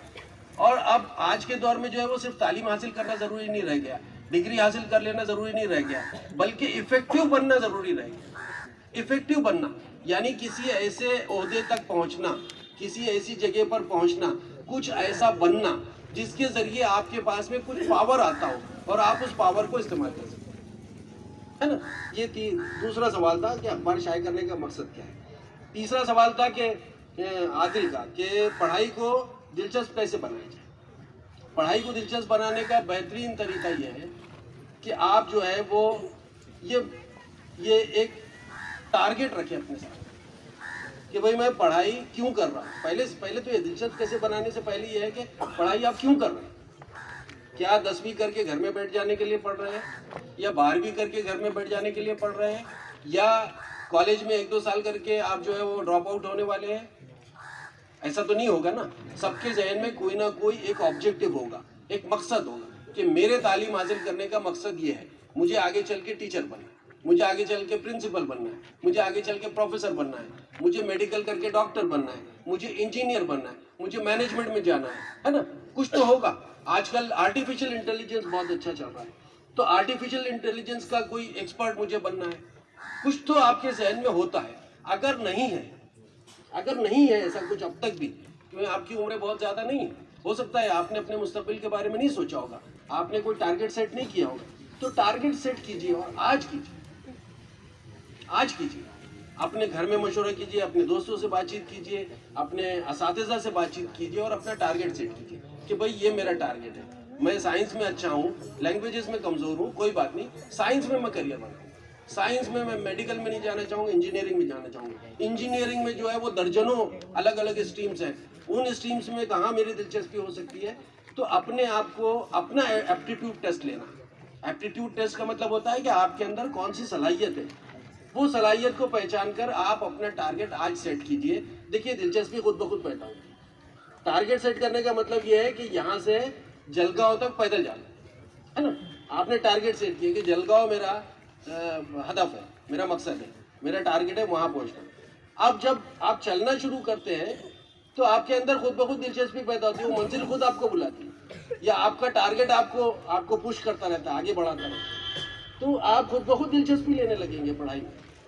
दूसरे ये कि पढ़ाई के जो एक्सपर्ट्स हैं, जो आपके टीचर्स हैं, वो आपको कुछ ऐसे रूल्स बताते हैं कि जिसके ज़रिए उस चीज़ को करना आसान हो जाता है। मिसाल के तौर पे मैथ्स में आपको जो है वो कोई फार्मूला बता दिया, साइंस में कोई फार्मूला बता दिया, उस फार्मूले को अच्छी तरह से याद कर लिया, फिर आपने पहला सम कर लिया, वो सही आया, उसका जवाब सही आया। दूसरा सम किया, उसका जवाब सही आया। तीसरा सम किया या कोई सॉल्यूशन आपने किया, वो बिल्कुल आया। खुद ब खुद आपकी दिलचस्पी, जैसे जैसे आप कामयाब होते चले जाते हैं वैसे वैसे आपकी दिलचस्पी बढ़ती चली जाएगी। फिर दूसरा ये कि जब पढ़ाई के लिए कोई स्टूडेंट बैठता है तो वो ये सोचता है कि जो चीज़ मेरे लिए मुश्किल है वो मैं पहले कर लूँ, है ना। मुश्किल को आसान कर लेने में वो अपनी कामयाबी समझता है, लेकिन उसमें दिलचस्पी के कम होने का इम्कान रहता है। इसलिए जो है वो स्टूडेंट्स को चाहिए कि जो आसान है पहले उसको करें, आसान से आसान चीज़ों को पहले करें। जब आप उससे फारिग हो जाएंगे तो आपके अंदर खुद ब खुद एक तवानाई, एक दिलचस्पी पैदा होगी। तो ये चंद चीज़ें हैं जिसके ज़रिए आप तालीम को दिलचस्प बना सकते हैं, लेकिन ये कि उसके लिए आपको टारगेट सेट करना बहुत ज़रूरी है। टारगेट को हमेशा जहन में रखना ज़रूरी है। जब बच्चा रात में सोता है और दूसरे दिन स्कूल उसको नहीं जाना होता है तो वो रोज़ाना के वक्त से देर से उठता है ना। मिसाल के तौर पे आपका जो है वो 7:20 का स्कूल है, तो आप 6 बजे उठते हैं, तैयारी करते हैं, 7 बजे घर से निकलते हैं और 7:20 को स्कूल पहुँचते हैं। उठते कितने बजे? 6 बजे या 6:30 बजे उठते हो, है ना। लेकिन संडे को आप 9 बजे तक सोते हैं। क्यों संडे को 9 बजे तक सोते हैं? इसलिए कि टारगेट नहीं है ना, स्कूल जाना नहीं है, तो आप सो जाते हैं। तो ऐसे ही हम जो है वो पढ़ाई की ज़िंदगी में सोते रहते हैं, क्योंकि हमारे पास में टारगेट नहीं है। टारगेट रहेगा खुद ब खुद आपका बॉडी मशीन जो है वो हरकत में आ जाती है, आपकी मेंटल कंडीशन जो है वो हरकत में आ जाती है, और आप जो है वो इस बात के लिए तैयार हो जाते हैं। जहनी तौर पे, नफसियाती तौर पे, जिस्मानी तौर पे तैयार होते हैं कि आपको 6 बजे उठना है। हमारे पुराने लोग बताते थे, जब अलार्म थे, बहुत सारे घरों में अलार्म नहीं थे, तब जो है वो हमारे बड़े बुजुर्ग बताते थे कि सोने से पहले अपने आप को आवाज़ देके, नाम के साथ अपने आप को आवाज़ देकर ये कहिए कि मुझे इतने बजे जागना है। ये कितने लोगों को मालूम है ये बात? बहुत कम को मालूम। जब घड़ियाँ नहीं थी, अलार्म नहीं था, अलार्म आ चुके थे लेकिन बहुत सारे लोगों के घरों में अलार्म नहीं था, तो उस वक्त उठने का तरीका ये था कि हम कहते थे, मिसाल के तौर पे मैं सोने से पहले जब नींद आ रही हो, मैं अपने आप को आवाज़ दूंगा कि शाहिद लतीफ़ मुझे सुबह 6 बजे जगा दो। ऐसा 3 बार बोला जाता। तो इससे क्या होता था? इससे आप अपने आप को साइकोलॉजिकली और मेंटली, जहनी और नफसियाती तौर पर तैयार करते थे, अपने बॉडी क्लॉक को तैयार करते थे 6 बजे उठाने के लिए, और 6 बजे नींद खुल जाती। ये मोजज़ा होता है, ये करिश्मा होता है, हमने खुद किया कई बार। तो इसके पीछे साइंटिफिक थीम क्या है? साइंटिफिक थीम ये है कि आप अपने बॉडी के क्लॉक को ऑर्डर करते हैं। जैसे आप इंटरनेट पे कोई वर्ड टाइप करते हैं और क्लिक करते हैं, तो इंटर मारते हैं, उसका मकसद क्या है? आप जो है वो गूगल को कमांड देते हैं कि भाई हमको ये इन्फॉर्मेशन दीजिए। इसी तरह से आप अपने बॉडी क्लॉक को कमांड देते थे रात में कि मुझे 6 बजे जगाना है, और आपका बॉडी क्लॉक जो है वो उसी तरह से रिस्पॉन्ड करता है। तो पढ़ाई में दिलचस्पी के लिए आपको इस तरह की बहुत सारी चीज़ों पर तवज्जो देनी चाहिए। दिलचस्पी पैदा होगी, क्यों नहीं होगी। फिर उसके बाद में 14 सवाल था, मुस्लिम कौम में दौरे हाजिर में तालीम का हल बताइए। तो तालीम का हल जो है वो एक बड़ा मसला है, क्योंकि स्कूलों के अपने मसाइल हैं, पेरेंट्स के मसाइल हैं, माशरे के मसाइल हैं, सोसाइटी के मसाइल हैं। तो मैं समझता हूँ कि इसको थोड़ा सा आप नैरो डाउन कीजिए। कौन है ये? सैयद फैज़ान, है ना। ये तो सवाल पूछ कर ही कहा होगा। हाँ फैज़ान, दौरे हाजिर में मुस्लिम कौम के तालीमी मसाइल का हल क्या है? यही है ना। हाँ, तालीमी कमी का हल बताइए। अच्छा, तालीमी कमी का हल बताइए। तो तालीमी कमी का हल ये है कि भाई आप जो है वो बहुत दिलचस्पी से पढ़े, खूब पढ़े, अपने शहर का नाम रोशन करें, अपने स्कूल का नाम रोशन करें, अपने शहर में मिसाल बन जाए, और बहुत सारे दूसरे तलबा को जो है उनके लिए तरकीब बन जाए, उनके लिए मिसाल बन जाए। आप जो है वो अगर मान लीजिए इतना दूर तक नहीं सोच सकते, तो कम से कम आप ये सोचिए कि मेरे स्कूल में मेरे क्लास में जितने बच्चे हैं, है ना, जितने भी स्टूडेंट्स हैं, 40 स्टूडेंट्स हैं या 30 स्टूडेंट हैं, उनमें कोई भी कुछ करने वाला नहीं। आप ये सोचिए, हर तालिब इल्म ये सोचे कि मेरी क्लास में इस क्लास की आबरू रखना, इस क्लास की इज्जत को बरकरार रखना मेरे अकेले की जिम्मेदारी है, क्योंकि मेरे कोई साथी जो है वो ऐसा कुछ कारनामा अंजाम देने वाले नहीं। ऐसा आप समझ के चलिए।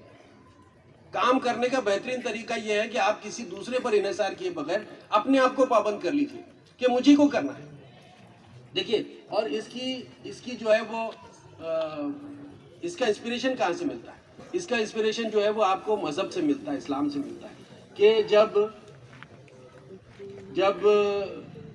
आप सल्लल्लाहु अलैहि वसल्लम को अल्लाह ताला ने मुंतखब किया, मुंतखब तो आप पहले से थे, अब तयशुदा था कि आपको नबूवत दी जाएगी, आपसे दुनिया में इनकलाब लाया जाएगा। लेकिन ज़ाहिरी तौर पर यह था कि आपको जो है वो जब हुक्म हुआ कि पढ़ो, और आपको मुंतखब किया गया नबूवत के लिए और आपको बताया गया कि भाई आपसे क्या काम लिया जाना है, तो उसके बाद में क्या हुआ था आपके सामने पूरी तारीख होगी कि आप सल्लल्लाहु अलैहि वसल्लम जो है वो एक पहाड़ी पर तशरीफ़ ले गए और वहाँ से आवाज़ देकर कहा कि ऐ मक्का वालों, मैं आपसे कुछ कहना चाहता हूँ, जो भी कहूँगा क्या आप मेरी बात पर यकीन करोगे? तो लोगों ने कहा कि हम आपकी बात पर 100% यकीन करेंगे, इसलिए कि आप सादिकुल अमीन हैं, आपने ज़िंदगी में कभी झूठ नहीं बोला। यही था ना? तो हमको इंस्पिरेशन यहाँ से मिलता है। उस वक्त जो है वो जहाँ तक जहालत का, गुमराही का, शिर्क का, कुफ्र का जो गहरा अंधेरा छाया हुआ था, उसमें उम्मीद की किरण जो है वो सिर्फ आपके जरिए जगमगाई थी, है ना? यानी उस वक्त जो है वो आप तन्हा मुसलमान थे, अकेले मुस्लिम थे, और सारी जिम्मेदारी पूरे माशरे को गुमराही से निकालने की जिम्मेदारी एक शख्स पर अल्लाह ताला ने दी। तो वहीं से इंस्पिरेशन लेते हुए आप ये सोचिए कि मेरी क्लास में 30 स्टूडेंट है, 30 में से 29 कुछ नहीं करने वाले, मुझको ही सब कुछ करना। अरे बस तो आप ये समझेंगे कि मैं अकेला, बाकी 29 नाकाम। दूसरा समझेगा कि मैं अकेला, बाकी 29 कुछ नहीं करेंगे। तो इस तरह से क्या होगा कि 30 के दिल में ये इरादा जो है वो पक्का होगा कि मैं ही हूँ और मेरे अलावा कुछ। तो इस तरह 30 के रिजल्ट बेहतर होंगे, और जब 30 के रिजल्ट बेहतर होंगे और आपके स्कूल का नतीजा बहुत अच्छा होगा, तो ये नतीजा दूसरे स्कूलों के लिए इंस्पिरेशन बनेगा, है ना? तो तालीम की कमी का हल इस तरह से हो सकता है। ये बेहतरीन तरीका मैं आपको बता रहा हूँ, वरना मैं कह सकता हूँ कि स्कूलें ज़्यादा कायम होनी चाहिए, तलबा को ज़्यादा से ज़्यादा एडमिशन दिलाना चाहिए, पेरेंट्स की काउंसलिंग होनी चाहिए, पेरेंट्स के लिए जलसे होने चाहिए वगैरह वगैरह। मैं ऐसी सब बातों में बिल्कुल भी यकीन नहीं करता जिनका रिजल्ट ना निकलता। रिजल्ट इससे निकल सकता। I am the only person, I am the only student who can do it. हर शख्स ये समझे, लड़कियाँ हो या लड़के। मेरी क्लास में 30 स्टूडेंट्स है, 35 स्टूडेंट्स हैं, and nobody is going to do anything except me. सिवाय मेरे कोई कुछ नहीं करने वाला। हर स्टूडेंट ये समझ ले कि सिवाय मेरे कोई कुछ नहीं आता। तो हर स्टूडेंट जो है वो जिम्मेदार बन जाता है, पाबंद बन जाता है, कुछ अच्छा अचीव करके दिखाने। चौथा नहीं, 5वां सवाल था कि हमको आपकी तरह बनने के लिए क्या करना चाहिए। मैंने कल भी एक मीटिंग में कहा कि मेरा ताल्लुक भुसावल से, भुसावल के उर्दू मीडियम स्कूल में मैंने तालीम हासिल की, जिसका नाम है Bahadur Shah Zafar high school, short में बीजेड हाई स्कूल कहते हैं। मेरे असातिज़ा बिल्कुल वैसे थे जैसे आपके असातिज़ा हैं। मैं उसी तरह मोहल्ले में रहता था जैसे आप मोहल्ले में रहते हैं। आपके स्कूल की इमारत बहुत शानदार है, मेरे स्कूल की इमारत बहुत ख़राब थी, बहुत ख़राब थी। और मतलब 2 शिफ्ट में स्कूल चलता था, और दूसरी शिफ्ट जब आ जाती थी तो हम अच्छे से अच्छे लेसन को छोड़कर हमको बाहर निकलना पड़ता था, इसलिए कि दूसरी शिफ्ट के बच्चों को आना है। तो इतने ख़राब हालात में हमने तालीम हासिल की। फिर उसके बाद जो है वो मैंने, उस वक्त 11वीं SSC होती थी, 1975 में 11वीं SSC होती। 11वीं SSC करने के बाद में सवाल आया कि अब मुझे आगे पढ़ने के लिए क्या करना चाहिए। तो नाम आया कि हमारा DL हिंदी हाई स्कूल है वहाँ पर जाएं, या यहाँ पर एंग्लो उर्दू हाई स्कूल है वहाँ पर जाएं, या फिर बम्बई जाएं। तो इस तरह से बहुत सारी बातें हुई, उसमें हमने मिलजुल कर वालिदैन ने ये फैसला किया कि बम्बई भेजा। बम्बई जाने के बाद में चूँकि मेरी बेसिक बहुत अच्छी थी, चूँकि मेरे घर पर मेहनत हुई थी मुझ पर, मैंने खुद तालीम में दिलचस्पी बहुत ज़्यादा ली थी। मैं फर्स्ट या सेकंड आता था, और मेरे टीचर्स ने, मेरे पेरेंट्स ने मुझ पर अच्छी मेहनत की थी। तो मैं इस काबिल हुआ कि बम्बई के माहौल में अपने आप को एडजस्ट कर सकूँ। चुनाचे बम्बई में बांद्रा के नेशनल हाई स्कूल में, नेशनल कॉलेज में मैंने एडमिशन लिया, और वहाँ से मेरी ज़िंदगी का आगाज़ होता है। तो आपकी तरह कामयाब बनने के लिए, तो बम्बई पहुँचने से लेकर 1 जुलाई 1975 को मैं अब्बा की उंगली पकड़कर बम्बई पहुँचा था। तब से लेकर आज तक तकरीबन 45 साल हो चुके।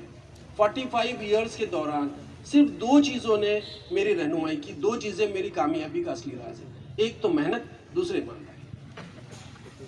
और दोनों का आपस में भी ताल्लुक। ईमानदारी से मेहनत कीजिए और मेहनत से अपनी ईमानदारी में इजाफा कीजिए। तो 2 ही चीज़ें जो है वो मेरे लिए मिसाल राह बनी। 2 ही चीज़ें मेरी कामयाबी की कलीद या कुंजी है, वो है मेहनत और दूसरे ईमानदारी। तो इसके ज़रिए आप जो है वो, फैज़ान का सवाल था कि आपकी तरह कामयाब बनने के लिए क्या करना चाहिए। तो उसमें और दूसरी चीज़ें हैं मेहनत ईमानदारी के अलावा, कि आप सोचिए कि भाई दूसरे क्या करते हैं, दूसरे लोग जो कामयाब हैं उनकी ज़िंदगी में क्या हुआ था। मैंने शुरू में पढ़ना शुरू किया कि हमने सरोजनी नायडू को पढ़ा। सरोजनी नायडू एक खातून होने के बावजूद मुजाहिदे आज़ादी कहलाई।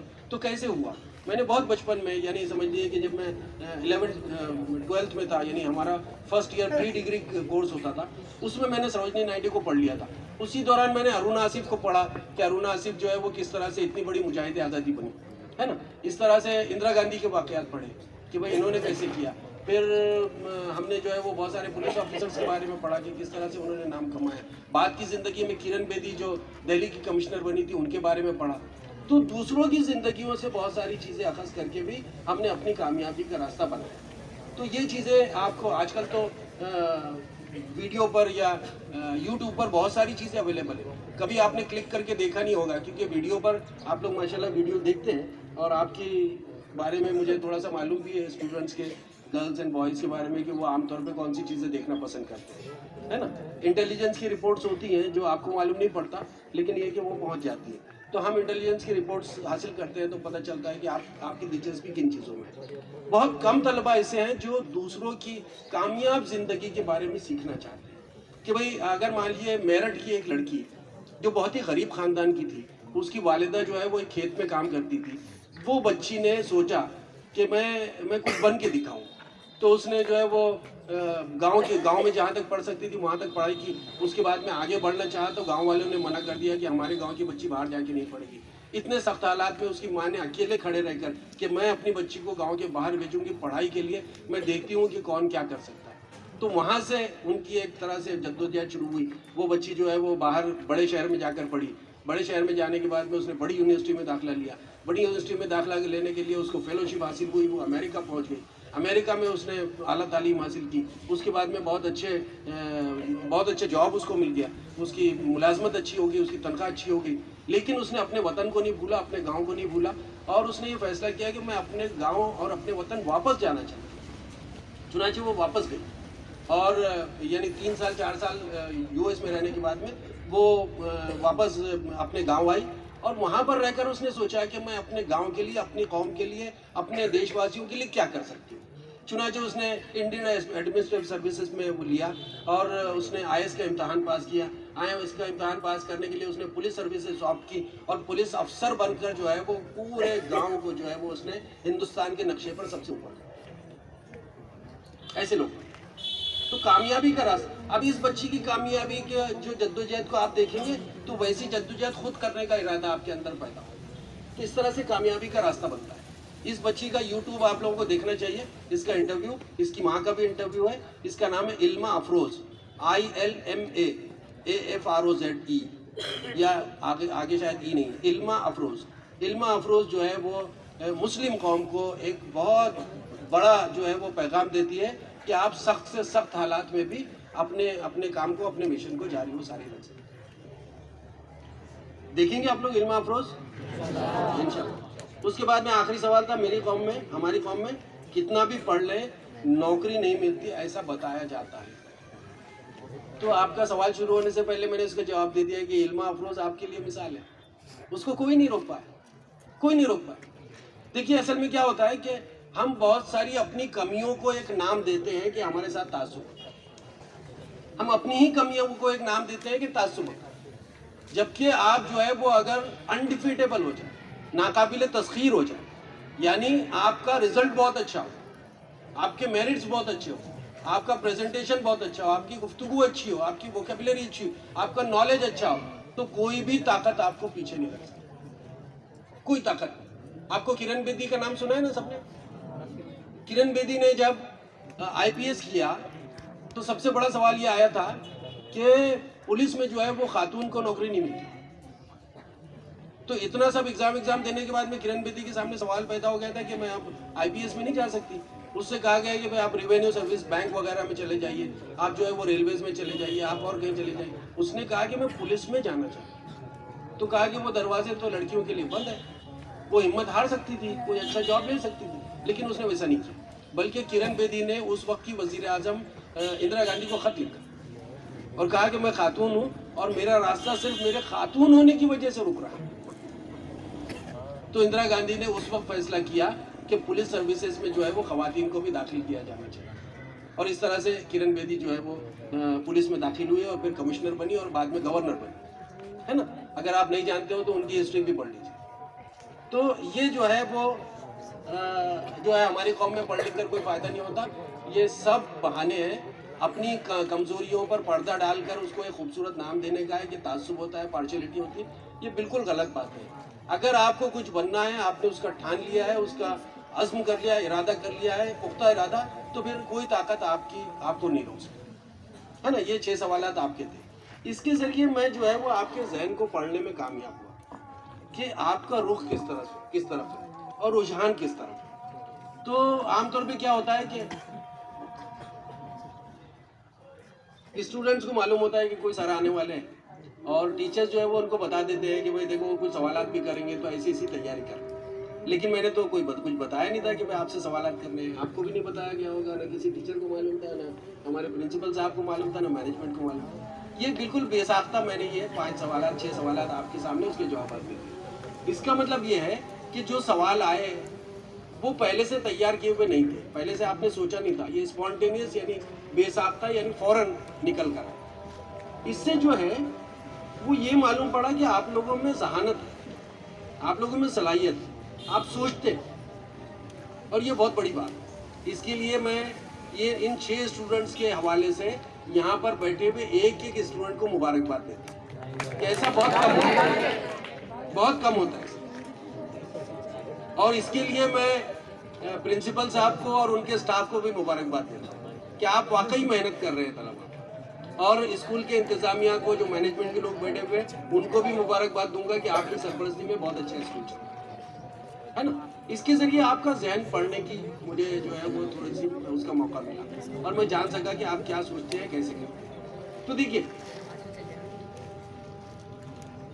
कासोदा में रहते हुए आपके जहन में बहुत सारी बातें आ सकती हैं, आती होंगी कि भाई हम गांव के लोग हैं, हम कैसे आगे बढ़ सकते हैं, कैसे आला तालीम हासिल कर सकते हैं, या हमको कौन आगे जाने देगा, या इतने ज़्यादा अखराजात हम कैसे बर्दाश्त कर सकते हैं। ये सारी चीज़ें आ सकती हैं, है ना। तो ये सारी चीज़ें आपके रास्ते की रुकावट न बने, उसका अहद आपको यहाँ बैठकर करना चाहिए। और अगर मान लीजिए कि आपको ऐसा लगता है कि ये मेरी फला चीज़ वीकनेस है, देखिए एक होता है SWOT, जो कॉर्पोरेट कंपनीज में SWOT एनालिसिस होता है, SWOT, SWOT। SWOT में क्या होता है? S stands for strength, W stands for weakness, O stands for opportunity and T stands for threat. तो बहुत सारी कंपनियां कोई प्रोडक्ट लॉन्च कर देने से पहले बड़े पैमाने पर SWOT एनालिसिस करवाती हैं और ये जानने की कोशिश करती है कि हमारा जो प्रोडक्ट है उसकी स्ट्रेंथ क्या है, उसकी वीकनेस क्या है, उसके लिए अपॉर्चुनिटीज़ क्या है, उसके लिए थ्रेट क्या है, खतरा क्या है। स्ट्रेंथ का मतलब होता है ताकत, वीकनेस का मतलब होता है कमज़ोरी, अपॉर्चुनिटी का मतलब होता है मौका, मौक़े, इम्कानात, और थ्रेट का मतलब होता है खतरा। तो हमने जो है वो तालीमी इनकलाब में गुज़िश्ता दिनों ये किया था कि स्टूडेंट्स का SWOT एनालिसिस करवाया था टीचर्स के ज़रिए। तो बहुत सारी चीज़ें मालूम हुई थी कि स्टूडेंट के पास में ताकत क्या है, फिर उनके पास में वीकनेस क्या है, उनके पास अपॉर्चुनिटी क्या है, उनके पास में थ्रेट क्या है। ये सारी चीज़ें हमने करवाई थी। हर स्टूडेंट अपना SWOT एनालिसिस करे कि भाई मेरे पास में ताकत क्या है। पेरेंट्स को अभी छोड़ दे, स्कूल को छोड़ दे, पढ़ाई को छोड़ दे, घर छोटा है वगैरह वगैरह छोड़ दे, सिर्फ SWOT एनालिसिस करें। मेरी ताकत क्या है, मेरी वीकनेस क्या है, मेरे सामने अपॉर्चुनिटी क्या है, मेरे सामने थ्रेट क्या है। ये चीज़ें अगर आप कर लेंगे अपने तौर पर, तो आप जो है वो अपनी ताकत को ज़्यादा पावरफुल बना सकते हैं, अपनी वीकनेस को अपने ताकत के ज़रिए कम कर सकते हैं, जो अपॉर्चुनिटीज़ हैं उन पर ज़्यादा फोकस कर सकते हैं, और अपॉर्चुनिटीज़ के ज़रिए जो है वो थ्रेट को कम कर सकते हैं। ये बेस्ट फार्मूला मैं आपको बताऊँ, SWOT एनालिसिस। अभी जैसे कोई तालिब इल्म ये कहे, मैं किसी तालिब इल्म से कहूँ कि आप अपनी खामियां बताइए, तो बहुत कम तालिब इल्म अपनी खामियां बताए, क्योंकि उन्होंने अपनी खामियों के बारे में सोचा ही नहीं। तो वीकनेस के बाब में आप जो है वो अपनी वीकनेसेस, अपनी खामियों को समझते हैं। और स्ट्रेंथ की जहाँ तक बात है, बहुत सारे स्टूडेंट्स हैं, आप कह दीजिए कि उसकी स्ट्रेंथ क्या है, उसको नहीं मालूम है कि उसकी स्ट्रेंथ। तो अपनी स्ट्रेंथ बहुत ज़्यादा कॉमन है। कॉर्पोरेट कंपनीज, बहुत बड़ी बड़ी कंपनीज में जो है वो SWOT एनालिसिस करता है, प्रोडक्ट के बारे में किया जाता है, और शायद हम पहला इदारा है जिसने SWOT एनालिसिस स्टूडेंट्स का करवाया है। तो और शायद मैं पहला शख्स हूँ जो आपको बता रहा है SWOT एनालिसिस नाम की कोई चीज़ होती है। तो आप अपने तौर पे अपने पेरेंट्स की मदद से उनको बताएं, बगैर कि आप कौन सा एनालिसिस कर रहे हैं, आप अपने असातिज़ा से भी मालूम कर सकते हैं, अपने दोस्तों से, अपनी सहेलियों से भी मालूम कर सकते हैं कि भाई आपके अंदर क्या खूबी है, आपके अंदर क्या वीकनेस है, आपके सामने अपॉर्चुनिटीज़ क्या है। अपॉर्चुनिटीज़ की मिसाल के तौर पर एक तालिबा दूसरी तालिबा से कह सकती है कि भाई मेरे घर के हालात इतने अच्छे नहीं है माली, तुम्हारे घर के हालात माशाल्लाह बहुत अच्छे हैं, तो वो तुम्हारे लिए अपॉर्चुनिटी है।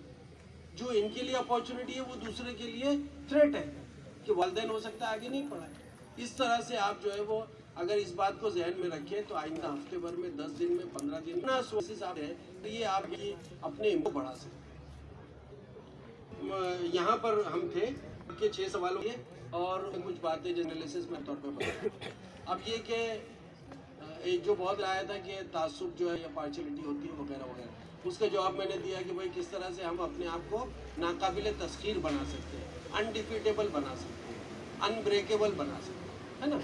तो उसमें जो है वो दूसरों की ज़िंदगियों से सीखना, ख़ास तौर पे बड़े लोगों की जिन्होंने बड़ी कामयाबी हासिल की और जिनकी कामयाबी को दुनिया ने माना, उसको जो है वो आप उससे बहुत इंस्पिरेशन मिलेगा, बहुत सीखने के लिए मिलेगा। दूसरे यूट्यूब पर बहुत से मोटिवेशनल स्पीकर्स हैं जो हिंदी में भी बोलते हैं, तो मोटिवेशनल स्पीकर्स की तकरीरों को सुनिए। फिर इसी तरह से आपको जो है वो और दीगर तकारीर, लेकिन ये कि उसका गैर ज़रूरी इस्तेमाल हरगिज़ मत कीजिए। आप हफ्ते भर में एक तकरीर सुनिए और उस तकरीर को हफ्ते भर तक आप जहन में चलाते रहिए कि उसने फलां भी बात कही थी, ये भी कहा था, ये भी कहा था, ये भी कहा। तो इस तरह से आप यूट्यूब के ज़रिए बहुत सारी चीज़ों से फ़ायदा उठा सकते हैं। मैं जब 7 साल पहले इस स्कूल में आया था तो इस स्कूल की हालत जो थी, आज जो इसकी हालत है, मुझे ये देखकर बहुत रश्क हो रहा है, बहुत खुशी हो रही है कि आपका स्कूल बहुत अच्छा बन गया।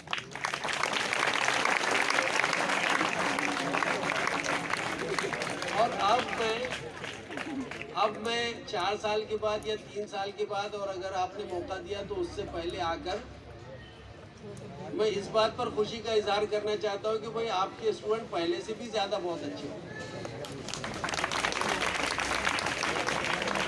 आप देंगे इसका मौका मुझे, बॉयज़ एंड गर्ल्स, इंशाल्लाह। मतलब अगर अल्लाह ने चाहा, अल्लाह ताला कहता है कि जब तक बंदा नहीं चाहेगा मैं नहीं चाहूँगा, है ना। तो आप ये तय कीजिए कि हम जो है वो यकीनन ये काम करेंगे, अल्लाह की मर्जी उसमें शामिल है ना। तो इन चंद बातों के साथ में मैं अपनी गुफ्तगू को ख़त्म करता हूँ। लेकिन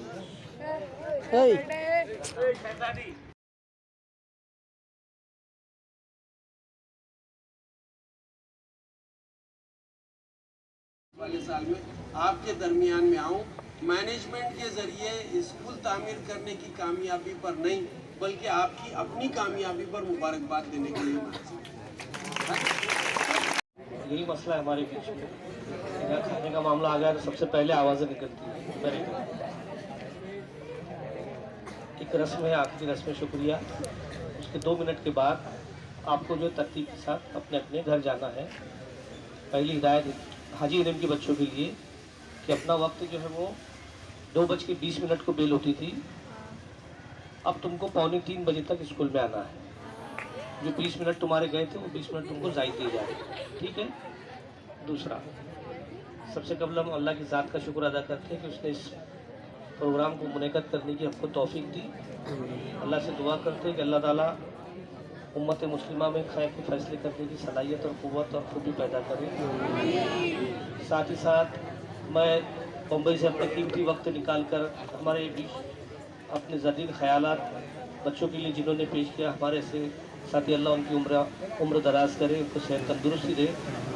शाहिद लतीफ़ साहब जिन्होंने मुंबई से हमारे लिए यहाँ वक्त निकाला, मैं उनका भी शुक्रिया अदा करता हूँ। साथ ही साथ हमारे बीच जावेद अंसारी साहब हैं, मुश्ताक करीमी हैं, हमारी इंतज़ामिया के अफजल ख़ान साहब हैं, एरंडोल सोसाइटी के जाकिर अली सैयद है, मैं इनका भी शुक्रिया अदा करता हूँ। शहज़ादी से आए हुए खालिद सर, शहज़ादी से तशरीफ़ लाए हुए बच्चे जूनियर कॉलेज के हैं, हाई स्कूल के हैं, मैं उनका भी शुक्रिया अदा करता हूँ कि बड़ी सब्र के साथ, सब्र तहम्मुल के साथ उन्होंने यहाँ पर एक बेहतरीन नज़्म का मुज़ाहरा किया। साथ ही साथ मैं अपने तमाम बच्चों का, असातिज़ा इकराम का मशकूर व ममनून हूँ कि उन्होंने जो एक अच्छा सा प्रोग्राम मुनक़्क़द किया, यहाँ पर जो है तो अच्छे इंतज़ाम किए, मेरी मदद की। अल्लाह से दुआ करता हूँ कि अल्लाह पाक इसी तरह के अच्छे काम करने की तौफीक हमें हमेशा देता रहे। और सदर जलसा की इजाज़त से आज का प्रोग्राम ख़त्म हुआ, इसका ऐलान करता हूँ। उससे पहले शहज़ादी के जो लड़के हैं वो सिर्फ वो खड़े रहेंगे।